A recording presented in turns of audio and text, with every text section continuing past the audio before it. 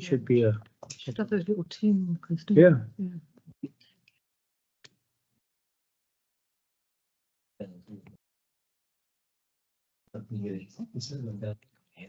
Exactly the same. Ah, no, come on. I think when I've got it, it automatically starts refreshing.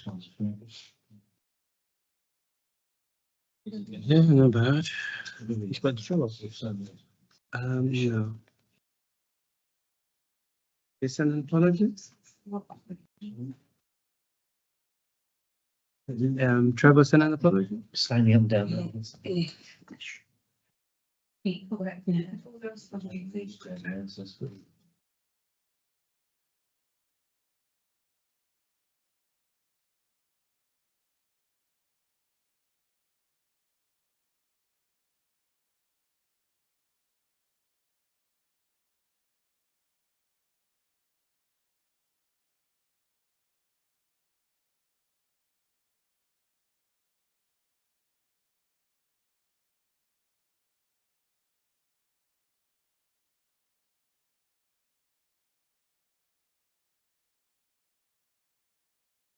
Members of the council, please be upstanding for her worship the Mayor, Councillor Louise Edward.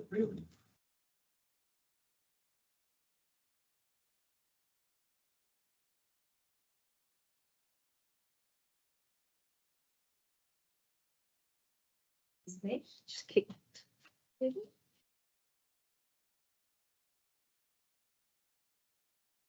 Okay. Good evening, ladies and gentlemen of the council. Before the meeting starts, I will ask my chaplain, the Reverend Rachel Phillips, to lead the council in prayer. Thank you. Good evening, everybody. Yesterday, the church celebrated Candlemas, which is a festival of light. And so this is a prayer for light. Loving God, shine your light on us today. Shine your light on Dunstable and all its people, all who live here, work here, visit or pass through. Shine your light on all the people represented by each councillor here. Shine your light on people whose lives are overshadowed by sickness, anxiety, loss or fear. Shine your light in the dark places in our community and transform them with light and love. Shine your light on this council and every one of its members, those present, those not present, and those on the way. Shine your light on all the officers and staff of Dunstable Town Council who bring light to this community as they work for our benefit and well-being. Shine your light on this meeting and on the matters to be discussed.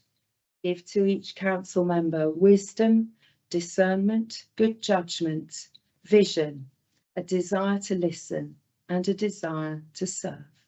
Shine your light here and throughout our town and in our lives, today and always. Amen. Amen. Thank you. Thank you.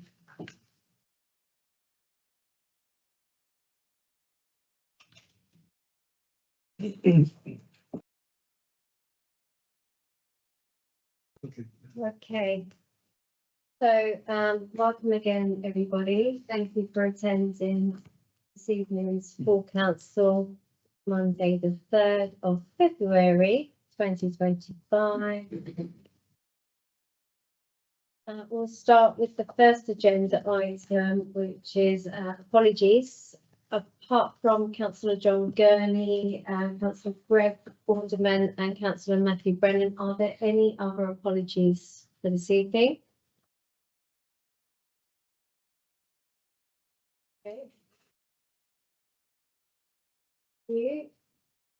The next item on the agenda is to sign the minutes of the meeting of council held on the 2nd of December 2024 as a correct record.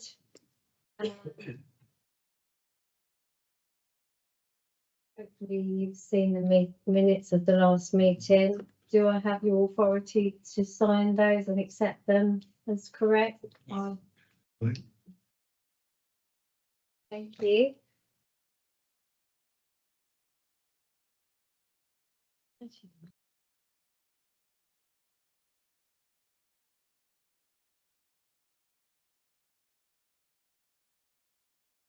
Thank you. Right. Next item. Are there any specific declarations of interest?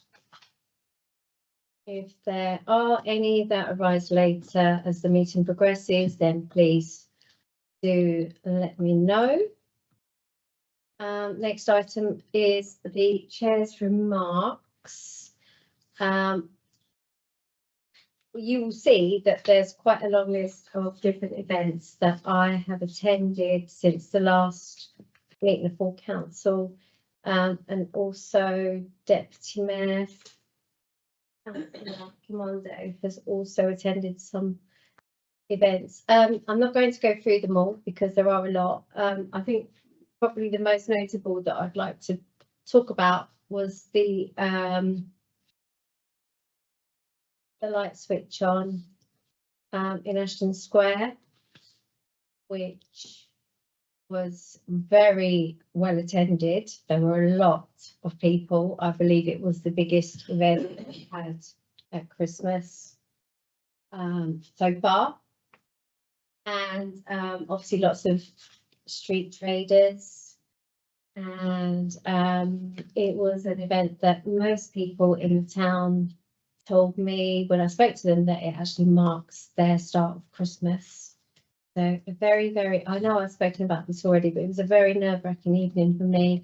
And I want to thank again Councillor Liz Jones for helping to steady my nerves and to give me the benefit of her experience. It was a really lovely evening. I felt much pride to be there and to fulfil that role with Santa. And I'm going to hand over to Councillor Sally Commando. Yeah, so thank you very much, Madam Mayor. So the one that I did attend, it was what stood out for me was the Dunstable Town Christmas window judging. It was quite good to see how the businesses had taken that pride to showcase the Christmas festive with the window decoration. We had some lovely winners, which we did present them their gifts early this year, but it was everybody took pride to showcase the festive display. And thank you also for judging the windows because I was not able to be there because I started a new job at the beginning of December. So thank you for covering that. Okay, right. So to move on to the next item, we've got public question time. Now I'm aware that we do have a member of the public here, but I'm not aware that a member of the public is here to speak or ask a question. So, so I've agreed to arrange a meeting with a member of the public and relevant councillor about the cemetery to discuss some cemetery issues. So happy to minute that I will arrange that following this meeting. It's very painful Thank in you. my heart. Thank What you. is going there? Okay, thank you. Well, the town clerk will be in touch. Cemetery. Thank you. Dunstable Cemetery. Thank you. I know that the town clerk will be in touch with you directly tomorrow. Thank you. Okay, so moving on to the next item, we've got our committee reports. I'm going to call on the relevant chairs of those committee in town, present their reports. In accordance with the usual practice, I'll then call out the appropriate minute numbers and would ask members to indicate whether they wish to ask any questions or make remarks. The first of those is community services, which was held on the 6th of January 2025. I call Councillor Liz Jones. Thank you, Madam Mayor. Please propose that the minutes of the meeting held on Monday, the 6th of January be received. Madam Mayor, I'm pleased to second. Thank you, Councillor Foley.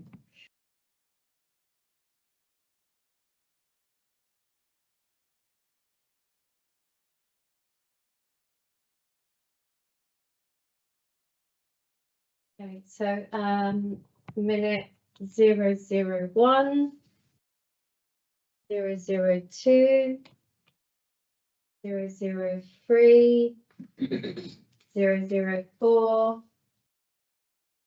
005, 006, 007, 008, 009, 010, 011, 012, 013, Everybody happy that I accept those? Report be received. It has been moved and seconded. So all those in favour? I think that's unanimous. Thank you. I declare the motion to be carried. Okay, so the next meeting is Grants and Environmental Services, which is held on the 13th of January 2025. Call on Councillor Richard Atwell. Thank you, Madam Mayor. I'm happy for the minutes of the Grants and Environmental Services meeting on the 13th of January to be approved. I'll second that, Madam Mayor. Thank you, Councillor Gutowski. Okay, so minute 014, 015, 016, 17. Councillor Jones. Thank you, Madam Mayor. I understand from this note here that we were due to have an informal update at the end of the month with regards to the Dunstable Bowls Club. I don't believe that actually happened at our informal meeting, so could we arrange for that to take place in the coming weeks, please? Jones. Yeah, Councillor Jones, I'll provide a written update in the short term to members, and I will provide another update. The brief update is things are progressing as planned, so there are no interruptions or disruptions. Thank you. Okay, so moving on to 018, 19, 20, 21, 22, and 23. So it has been moved and seconded that we receive the report of Grants and Environmental Services. All those in favour of receiving the report? Thank you. That is unanimous. Okay, so now we move on to the Finance and General Purposes Committee, which was held on the 20th of January 2025. And in the absence of Councillor Greg Alderman, I call on Councillor Nicholas Gutowski. Thank you, Madam Mayor. I'm pleased to propose the minutes of the Finances and the General Purposes Committee held on 20th of January to the Council. Thank you. Is that seconded? I'm happy to second. Thank you. Tamara. Okay, so that's minute 30, 31, 32, 33, 34, 35, 36, 37, 38, 39, 40, 41, 42, and 43. So it has been moved and seconded that the report from Finance and General Purposes be received. All those in favour? Is unanimous. Thank you. I declare the motion to be carried. Okay, so the next item is the action tracker. There are 3 items on there and they are all complete. So the first item was the mayoral handbook that was brought to the last full council. The Democratic Services Manager was to investigate any obstacles in adopting a suggested change of formal address for a town mayor. The handbook has now been updated with the change of formal address for a town mayor, so that is now complete. The next item was again the mayoral handbook, and it was requested the Democratic Services Manager add the handbook into the induction pack for the councillors. That has been ready to be included in the inductions. That's complete.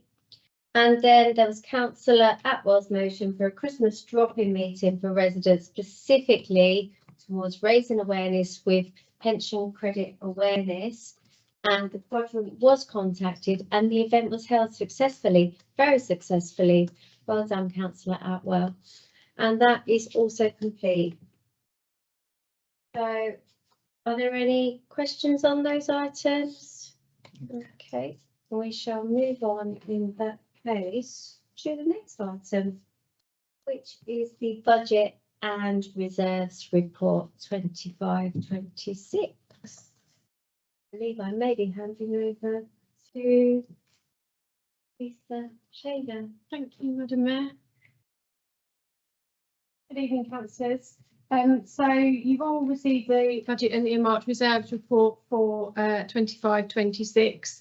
As you are aware, we've following 2 cycles of all of the committees we've discussed in great detail in the committee meetings themselves, and then in workshops and informal meetings over email, lots of discussions about the budgets.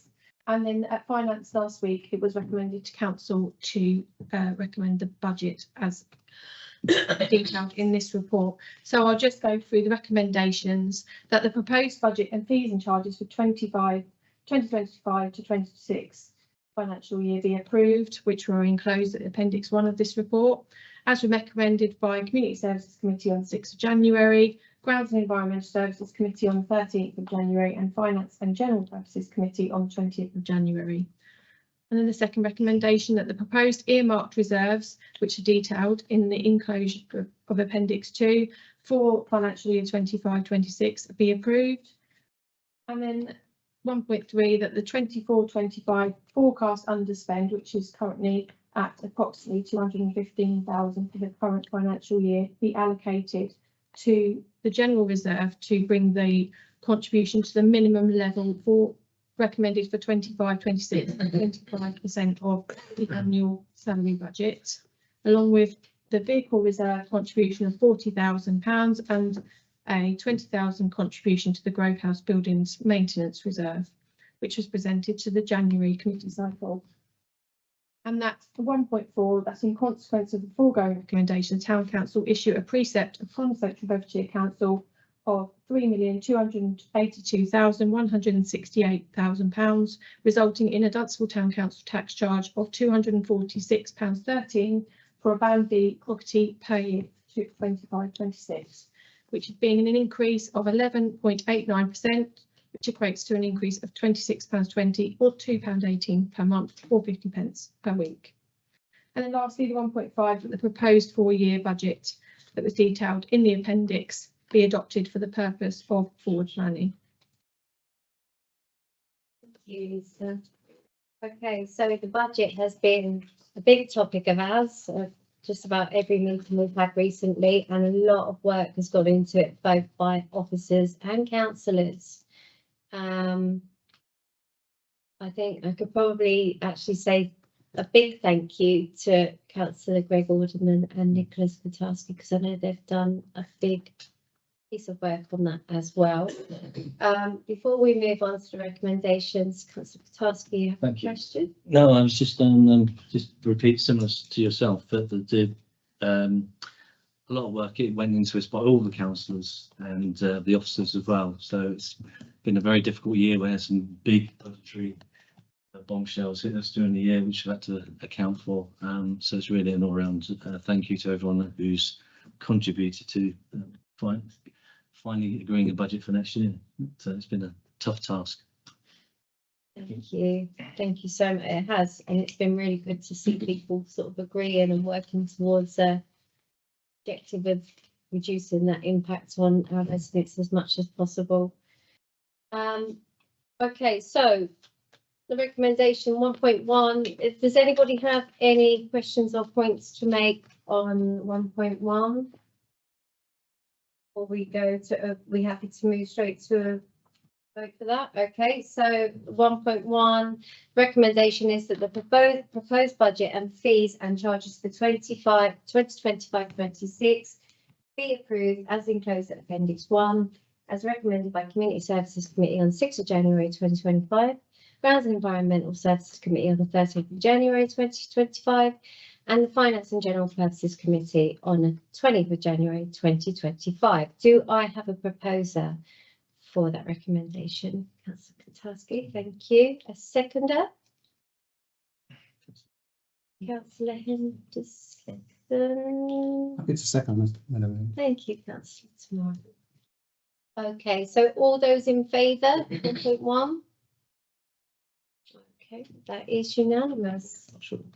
Hmm? Just check for abstentions. Oh, apologies. Are there any abstentions? For Crawley, and any against? Okay, I declare the motion to be carried. So the next one, 1.2, the recommendation is that the proposed earmark reserves for 2025-26 and proposed appendix 2 be approved. Anybody wish to ask any questions about this? No, we'll go straight to the vote. Okay, so is there a proposer for 1.2? Thank you, Councillor Jones. And a seconder? Thank you, Councillor Bater. All those in favour? Okay, that is unanimous. Thank you very much. I declare that motion to be carried. 1.3, the recommendation is that the 2024-25 forecast unspent of approximately £215,000 be allocated as general reserve contribution of £155,871 to bring the level to the minimum requirement, that the vehicle reserve contribution of £40,000 and Grove House Buildings Reserve contribution of £20,000 as presented in the January committee cycle. Anybody have anything to ask on that recommendation? Okay, we will move straight to the vote. Is there a proposal for 1.3? Thank you, Councillor Pollock. Thank you, Councillor Tamara. I think I might like to remind everybody that we are supposed to stand. Okay, thank you. So all those in favour? Yeah, that is unanimous, and I declare that motion to be carried. 1.4. Recommendation is that in consequence of the foregoing recommendations, the Town Council issue a precept upon Central Bedfordshire Council of £3,282,168 for the year 2025-26, resulting in a Dunstable Town Council tax charge of £246.13 per Bandy property per year, being an increase of 11.89%, which equates to an increase of £26.20, £2.18 per month, or 50 pence per week. Questions? Thanks. Proposer for 1.4. Thank you, Councillor Gutarsky. Do we have a seconder for that motion? I'm happy to second. Thank you, Councillor Henderson. All those in favour?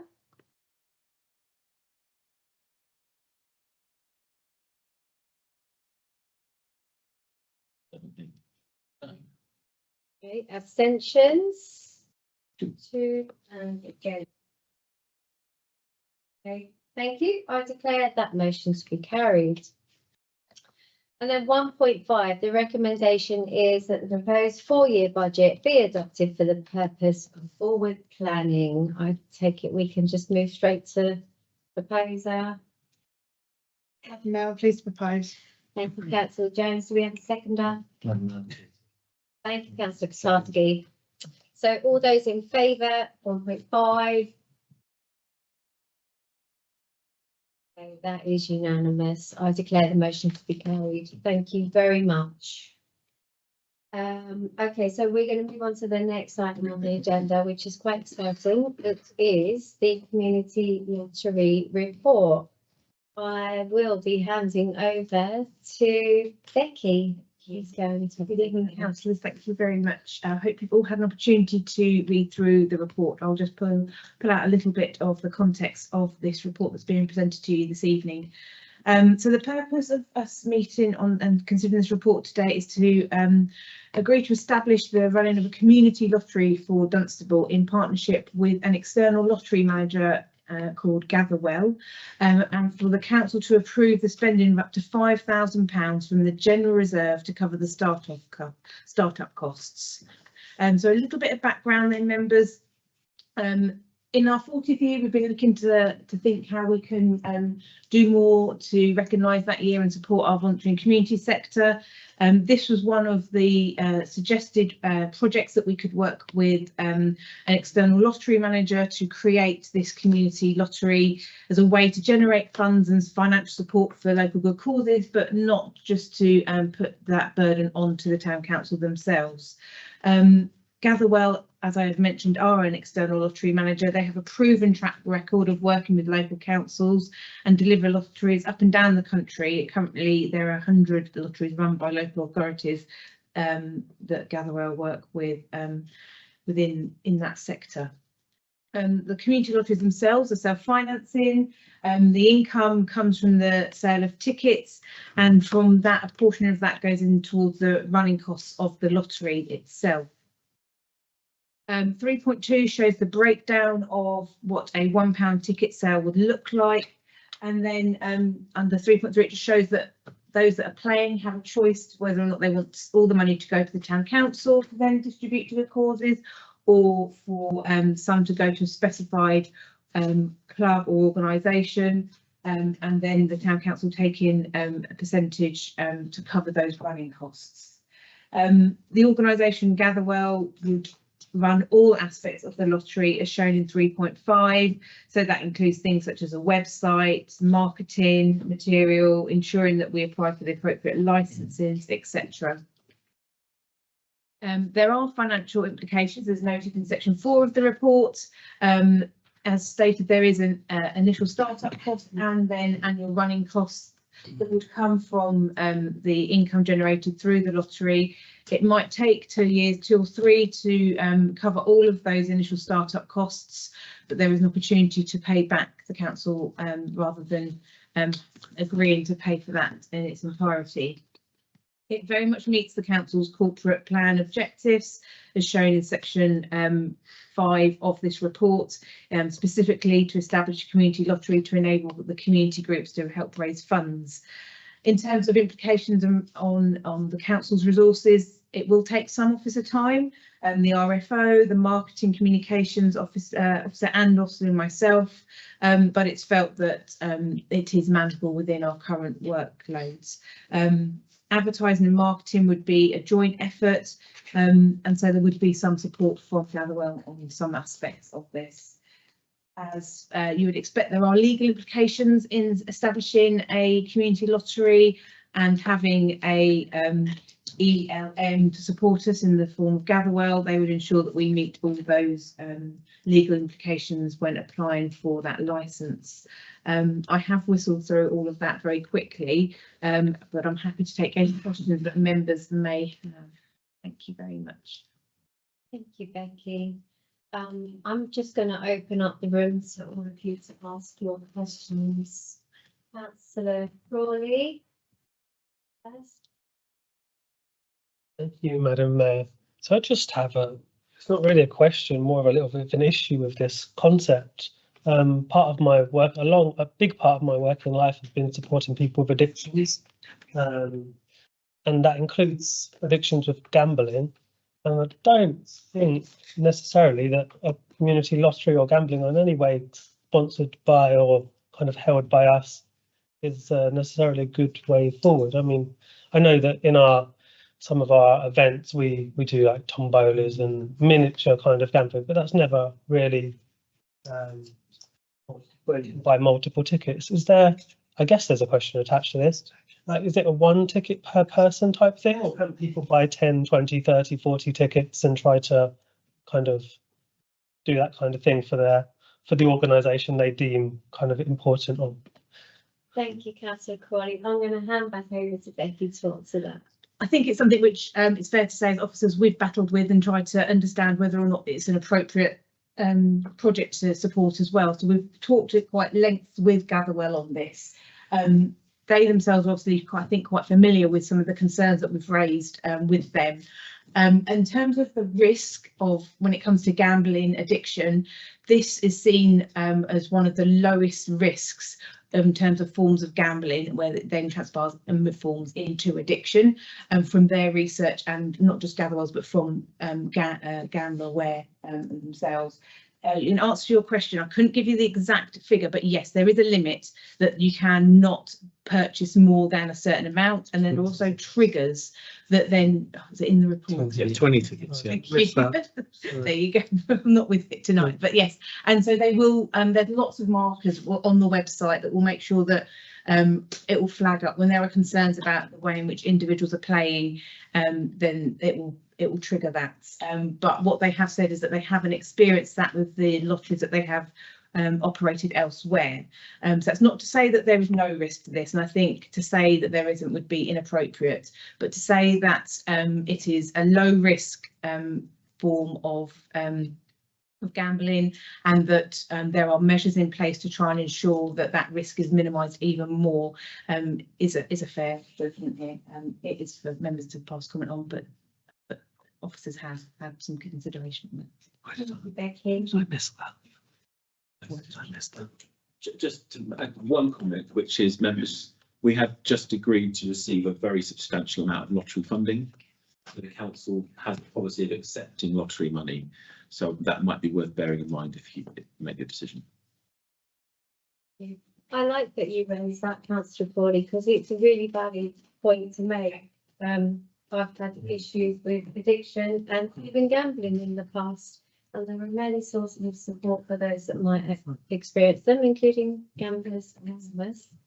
But it's my understanding that even with the lottery, the national lottery, you can't use a credit card to purchase tickets, and something like this, there isn't an instant gratification that most addicts look for.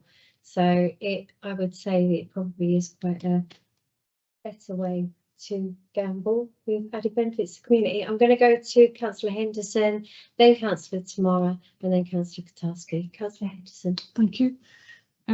Yeah, it looks like the prospect of an excellent idea if we can use it to engage with all residents, and they have a say, and they can see directly where this lottery funding might go locally. So I can see that that would be an appeal across the community. I've got a couple of questions about how they'll be able to participate in the decision making about which projects that they can use the lottery funding for. And then the only final question was around the previous paper, and just being clear that this won't detract from the previous paper that we've just approved and the general reserve figure that we're using. Thank you. Thank you. So in terms of how the community can support their given choice causes, there's an opportunity for the local charity sector in Dunstable to put themselves forward to be kind of the core recipients, and so that's the first choice when they go to purchase their ticket. Is there a community organisation there that they want to directly support? If there is, then I said that the vast chunk of that funding can then go to that organisation, and that gets managed by Gatherwell. If their organisation isn't there, but they want to try and still support local and voluntary community sector, then there would be a pot that then comes to Dunstable Town Council, and it would be for the Town Council to determine how they wish for that money to be spent. And so it could be that you choose to make another grant aid application, or it could be that you choose to use that to run more services for a particular sector where you know that we're not meeting that need currently, or that we could do with bringing in more cash. We're losing perhaps external funding elsewhere, and this is a way of supporting and delivering our services elsewhere. So there is that choice, and something which I think if we agree tonight to take forward, then there will be subsequent discussions about how as a council you would like to see the town council proportion to be disseminated within the community or by ourselves and our own services. Thank you. I think the last question. Oh, yes. One that Lisa maybe doesn't. Well, I'll try and answer, and Lisa might want to interject if need be. So, as I said, there is an opportunity for us to earn income that will cover our running costs, and there's also that pot of money that means that we can use that to spend within the voluntary and community sector as we choose, whether it's to directly deliver or to to give to third parties. We will use that pot of money in the first instance to cover the £5,000 startup costs. So we may not be giving back to the community immediately by this way, but it would mean that it doesn't affect the report that's just gone before, because yes, we might be slightly low on it in the first instance, but for £5,000 we'll soon make that up over 2-3 years, if that. Councillor Tamara. Thank you, Madam Mayor. Slightly conflicted with this report. In all honesty, I do like the idea of creating some kind of portal fund that help local charity organization. That sounds really acceptable. But then the conflict I have is when you get that fund from to support those organizations. And in terms of the whole idea of, what I would personally describe as gambling, whether you want to call it community gambling or not, it's an absolute, it's gambling, okay? And I'm totally against it. And I think we need to find a way. The second thing I would say is, Madam Mayor, this, I don't know if I missed it, please forgive me if I've missed it. Did this whole conversation discussed with councillors before now, or this is the first time it's coming to us? It's in your corporate plan objectives as stated in the report, so it's already been approved by the council. That's something you would like officers to go away and explore and to deliver, so that has already been presented. Okay, all right, so please forgive me, I probably missed that. I am totally against it. Do not agree with the idea of it, and I think this council should not be dabbling in that. That's my view. Thank you. Okay, so next we'll move to Councillor Kowalski. Thank you, Madam Mayor. I've got a couple of points. I'll follow up from fellow councillor, and that's generally speaking, with gambling, I'm against it. This, I think, falls more in line with things like the 100 clubs that small charities would be based on. There's no big prize pot on this. It's not there to win lots of money. It is more aimed at the charity side of things, so I agree with the other councillors that, per se, large pots of money for gambling is addictive. I try to avoid that. But in this instance, I think from a charity point of view, I could bear with it. There is a limit, as it said, is 20 tickets per month. So there are controls there, and you can't just go and buy a ticket on the spur of the moment. You've got to sort of virtually enrol onto this scheme. So I think there are precautions there for this. Yeah. The other aspect I was looking at really was, were there any projects defined at the moment, or have we reached out to anyone at the moment, or is anything within the council that we aim to use the money on?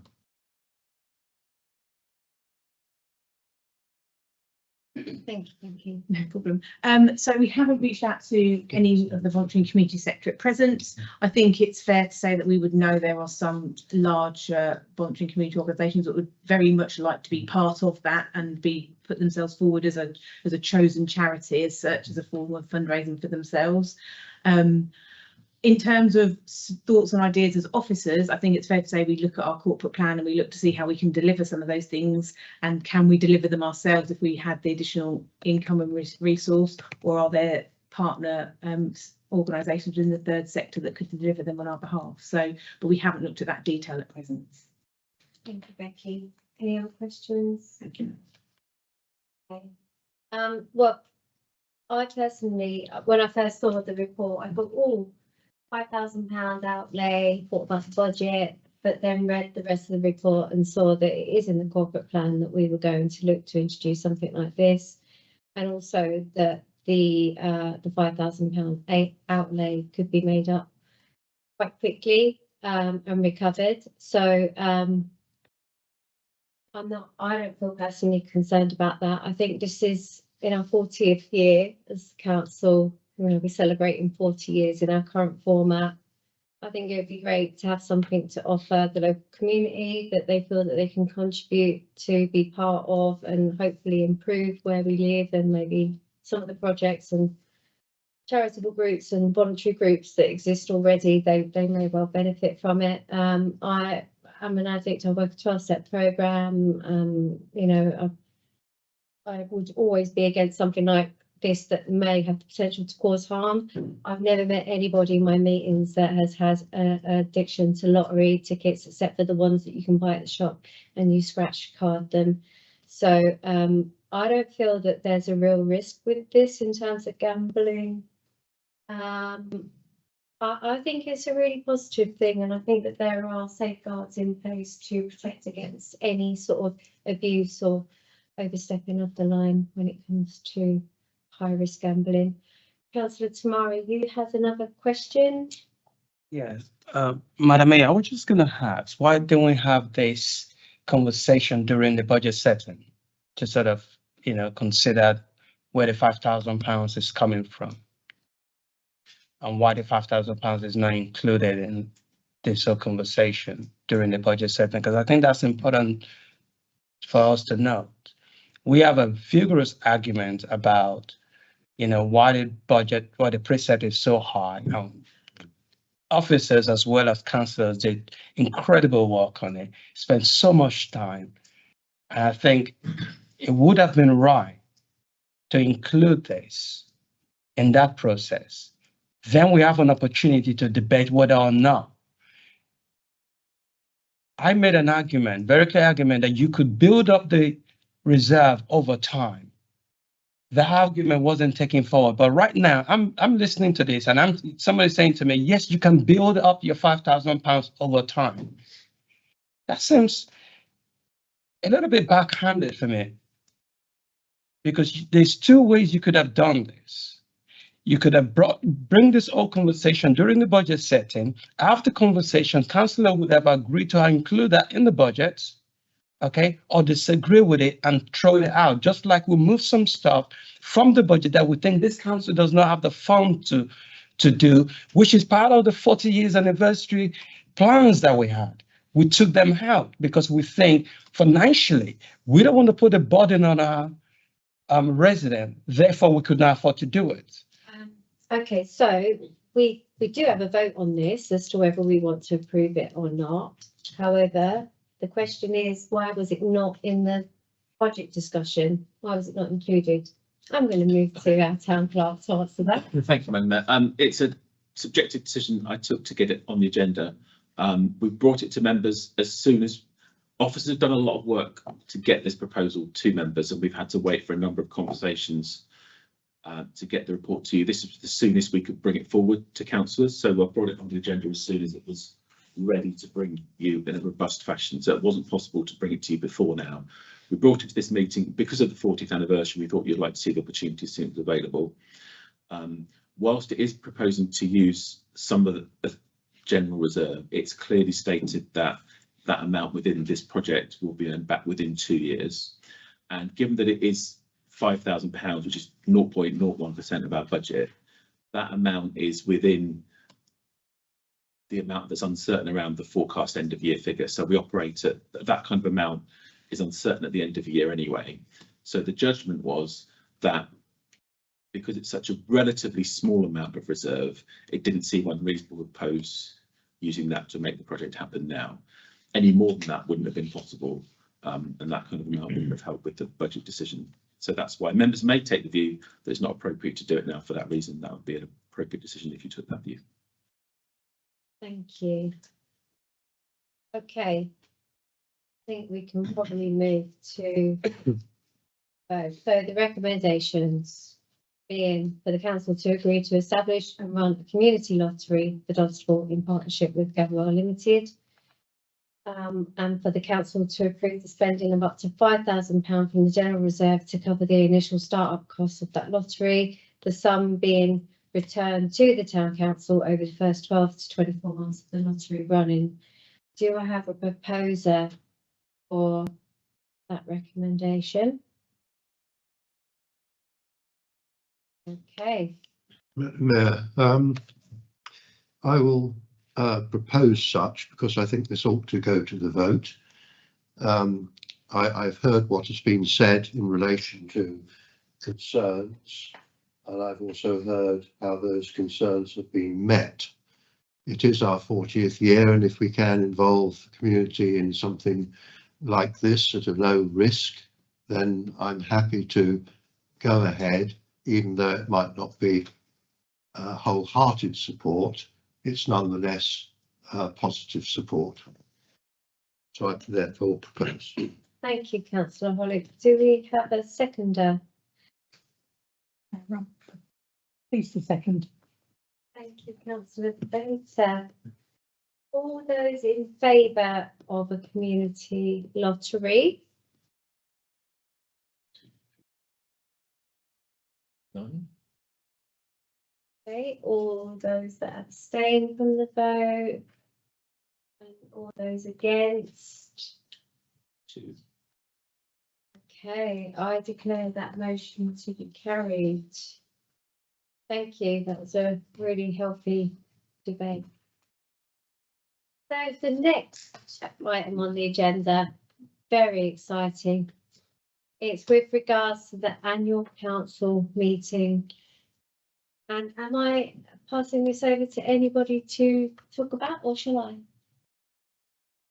Okay, I am the mayor. Okay, so obviously there's been a lot of excitement about who's going to be mayor and deputy mayor come May the 19th, 2025, and it is a very exciting year for us because it is our 40th year celebrations. So the recommendation before us is for members to elect a mayor-elect and a deputy mayor-elect for the civic year May 2025 to April 2026. So we'll be having our annual council meeting, and at that meeting we will be voting in a new mayor and a new deputy mayor. I think that's probably all that we need to say about that. So in that case, I am going to ask you all, is there a nomination for the town mayor-elect for the year 25-26? Councillor Lewis-Jones. Thank you, Madam Mayor. Please propose that Councillor Sally Commando be nominated to be our mayor for 25-26. Thank you, Councillor Jones. Is that motion seconded? That'd be second. Thank you, Councillor Hollick. All those in favour? Councillor Commando being mayor. Okay, abstentions? 1. And against, that is it. I think we can declare that motion carried. Congratulations. I have something to say on this. I obviously am the mayor at the moment, and had a very good mentor in Councillor Jones before I took on this role. And it's not an easy role. It's not an easy role, especially when lots of people think that they can do it better than you can. Everyone's got their own idea of what this role brings to the town, to the people. I've taken a lot of pride in carrying out the role. I serve the people of this town. I serve the town, the businesses. Of course, being mayor makes you leader of the council as well, but I don't serve the councillors here in the respect that I go out and attend events to promote the pride of this town. And the feedback from the local people has been very positive. That makes me happy. Now, I know that Councillor Commando has, very much like me, a service. She is a servant to her community and the local community. And the last couple of weeks in particular, when I've taken on a new job, she's stepped in and taken on some of those really big commitments, especially going over to Germany for several days with Councillor Hollick and the Dunstable Twinning Association, which I'm so grateful for because it turned out I couldn't attend the invitation that I'd accepted.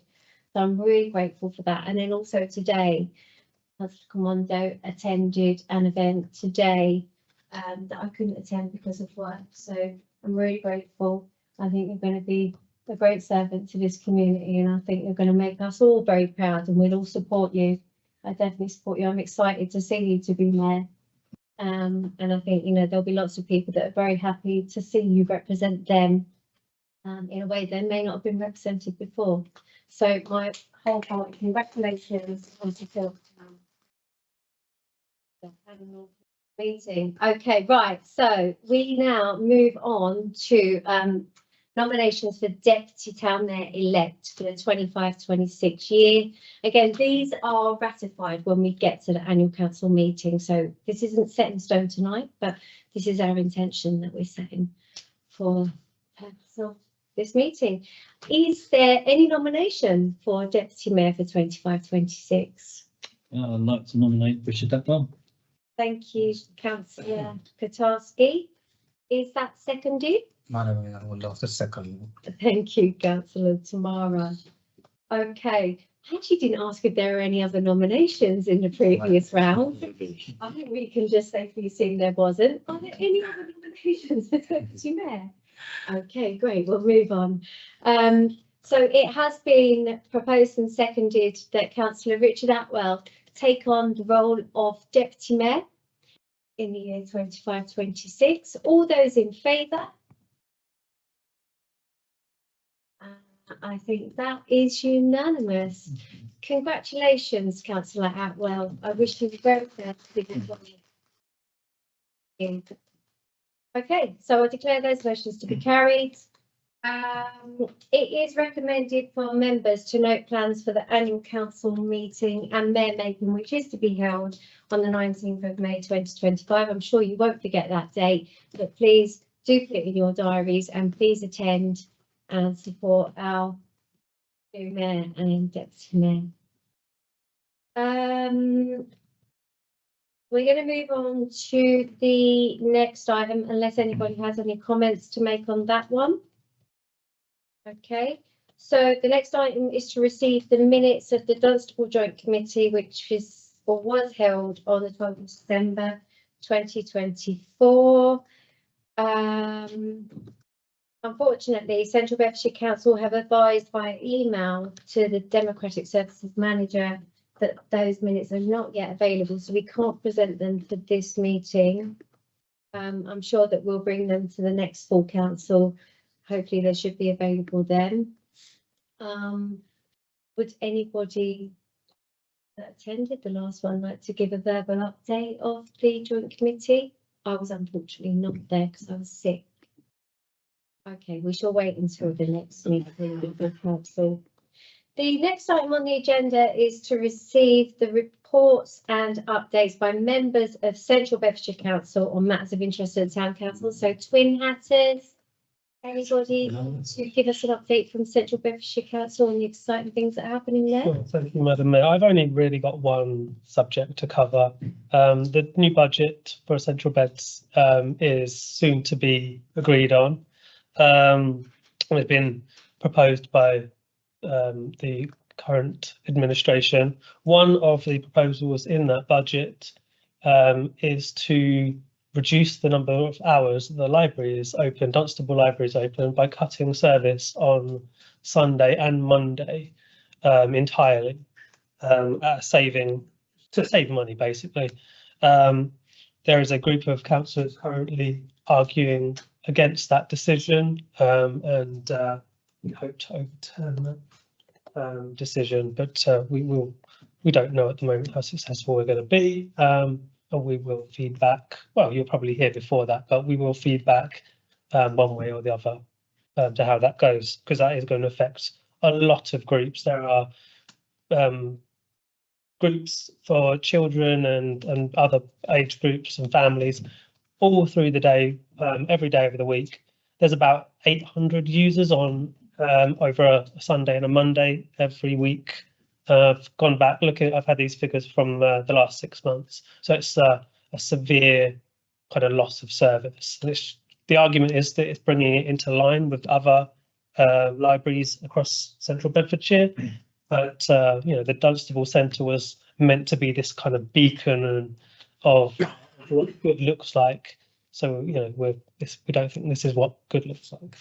Anyway, that's my only really major thing. Thank you, Mr. Coley. I hear your concerns, and I think we all do. I think we've all heard lots of different topics and items in the Central Bedfordshire Council budget that may well be cut or removed altogether.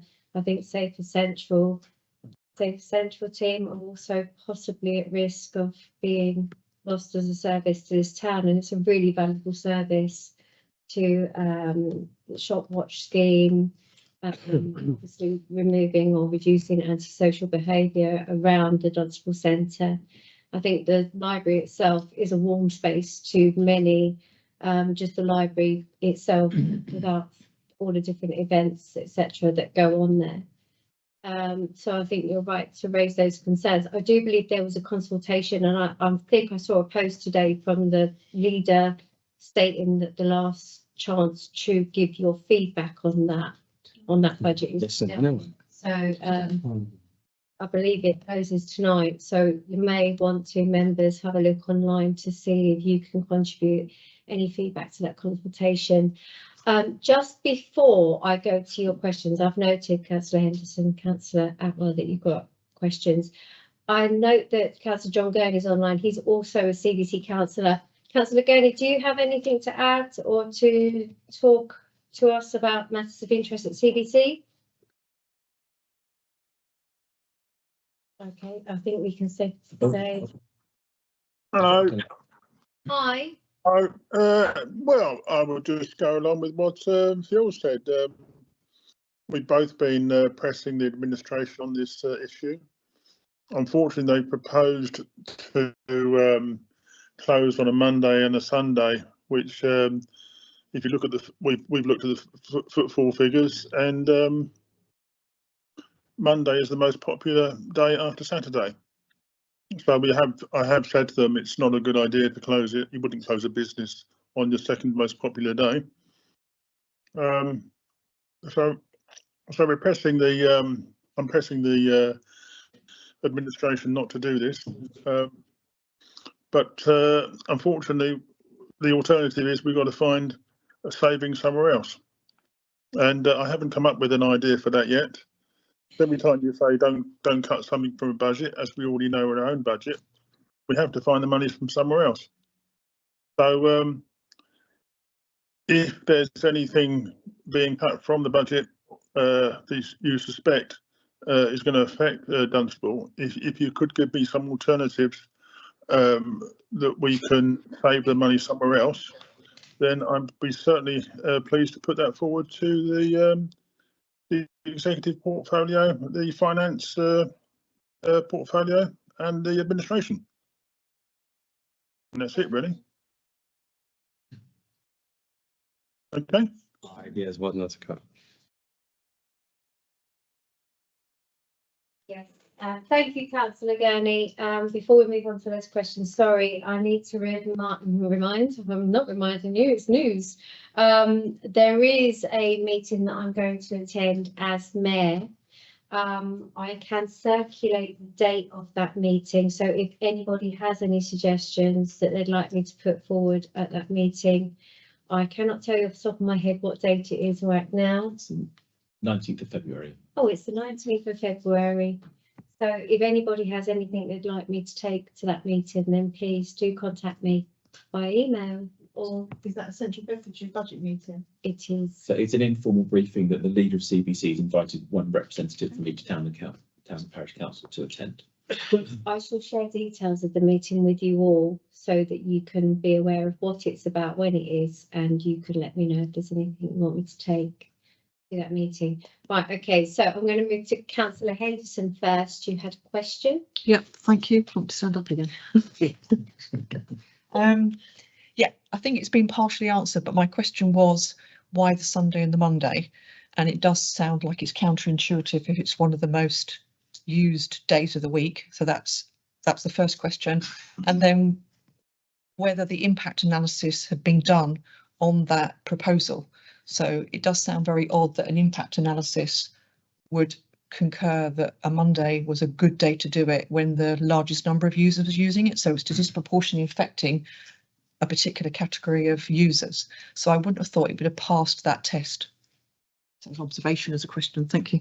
Thank you, Councillor Henderson. I don't think any of us can answer it. Again, I can take that to that meeting actually. So I'll circulate the details of the meeting, and perhaps that's a question I can put to that committee. Councillor Atwell. Yeah, thank you, Madam. Yeah, just picking up on Councillor Crawley's what mentioned there. I think it's already been intimated anyway, but you know, is a designated hotspot, which I think is really important. And picking up on, you know, Councillor Henderson's just said, that we should be aware in pushing that and understanding what the demographics are, to understand those people coming in on a Monday, although we know it's a lot of people, how, you know, is their age demographics around that, because, you know, we're very concerned that there's elderly people that are really struggling at the moment, especially with the heating allowance situation and things like that. So perhaps that could be used as a bit of leverage to be able to see this through in a different light and from a different angle. So it may be quite useful to approach it from that angle if need be. But you know, that's where a big concern is. I don't think it's just a library use. I think the focus needs to be expanded out. That is a designated hotspot, and you know, the likely implications that could have. Thank you.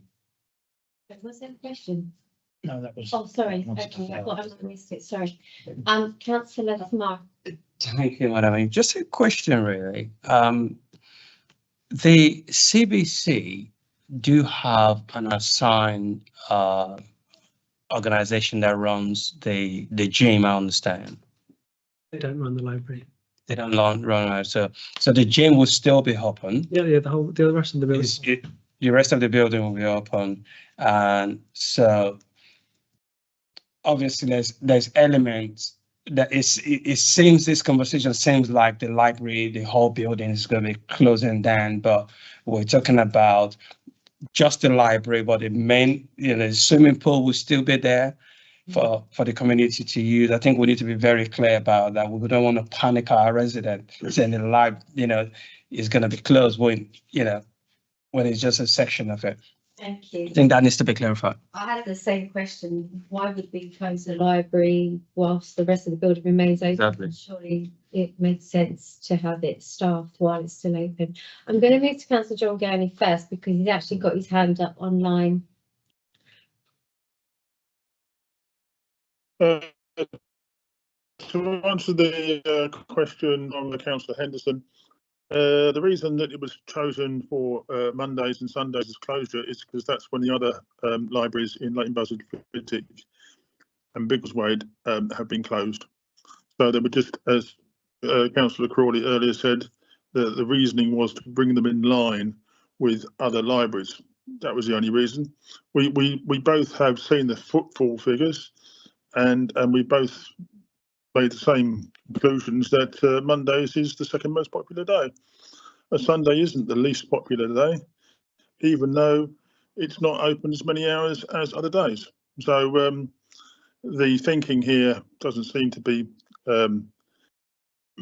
making a good argument, and this is why I have gone back to the finance portfolio holder, and so has Phil, and I think other councillors have made the point. But in response, the administration will say, as along with any other things that councillors say, let's not cut this service. How else will the council save the money? That's always the biggest problem. And although it's only 35,000 in comparison to a deficit of 13.3 million, we still need to find the money from somewhere. And I haven't been able to find it. Okay. Thank you, Councillor Gurney. I think it was Councillor Jones first and then Councillor Hollick, or was it the other way round?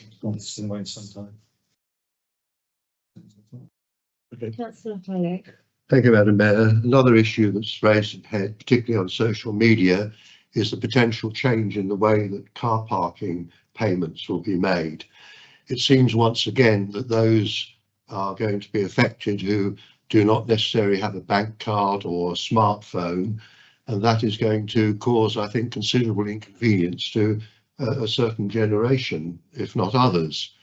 I have found considerable difficulty, as have others, in places like the Luton Airport Parkway, the way you have to register for parking. I've seen people queuing up, trying to work out exactly how to put in their car registration number, choose which language, if you're in Wales, that you're going to use, and other things.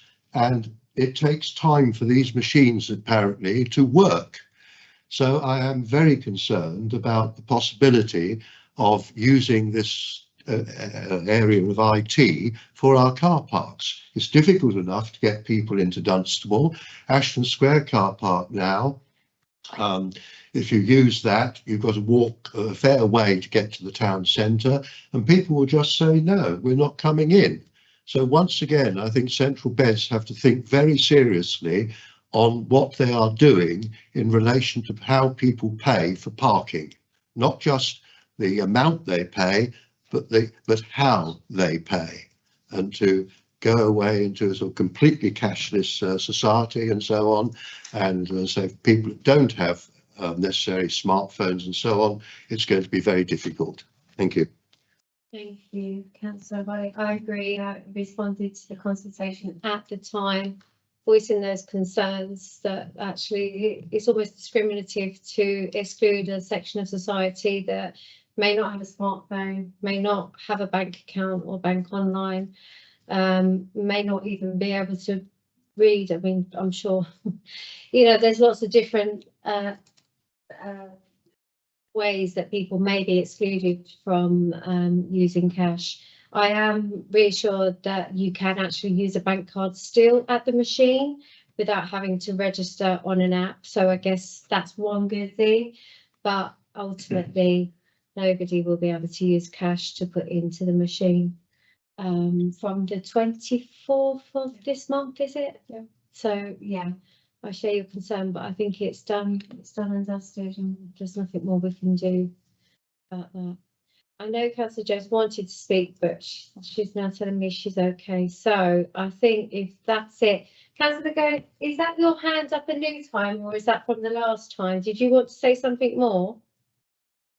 Yes, I'd like to answer Councillor Hollick's point about the discussions about car parking fees that have been on social media recently, if I may. Sure. So I've picked up on the comments as well, but the decision was made back in November at the traffic management meeting, and if anyone wishes to watch the webcast, you'll be able to notice that when the item was brought forward by the parking enforcement officers, there were no members of any party, any councillors who wanted to say anything at all, apart from the chairman. So if your ward councillors, particularly those who are on social media now protesting about it, felt so concerned about this issue, why didn't they say anything at the time of the meeting when the decision was due to be made? So I would say to all councillors at this on the town council, if you feel strongly about something, go to your ward councillors, tell them what you feel strongly about, and say when this meeting occurs, we want you to speak up. There's not a point in protesting two or 3 months after the decision has been made and going on social media and saying it's all no good. Okay. Thank you, Councillor Gurney. I must admit, I did actually reply and ask several questions to the person that organised the consultation. I asked if the responses to the consultation would be considered before the decision was made. I didn't really get a response to that. I'd hoped that the consultation responses would be considered. I don't know when the meeting was or who attended it, but I'm not sure if I could have attended. But yeah, thank you for your feedback. Councillor Tamara. Thank you, Madam Mayor. I just want to make a quick point. I think the reality is, you know, consultation, they're just in word, really. It's about a decision that the council, the officers have already made, and they've just, you know, even now we said, we don't actually want to close the library. Tens of thousands of people in this town can reply to this consultation and they will still make the decision anyhow. The reality is when you have an administration that wants to go one way, that's what you're going to get, Councillor Gurney. There's no point here saying, you know, people haven't made, haven't said anything. Regardless of what you say in this meeting, wherever the administration wants to go, if they have a majority to do it, regardless of the consultation, regardless of what members said, they will still do what they want to do, and that's the fact. Okay, right, thank you. I think we're probably done on that subject. Again, I will send you the invite to the meeting that I'm attending later on this month. Any questions you want me to put forward about the budget, please do, or even comments, please do forward them on. The last and next item of the agenda is the date of the next full council meeting, which is Monday, the 7th of April 2025 at 7 p.m. Be there. Or not, but I'll be there. I'll definitely be there. And that actually would be my last full council meeting that I chair. So on that note, that concludes the business before the council, and I declare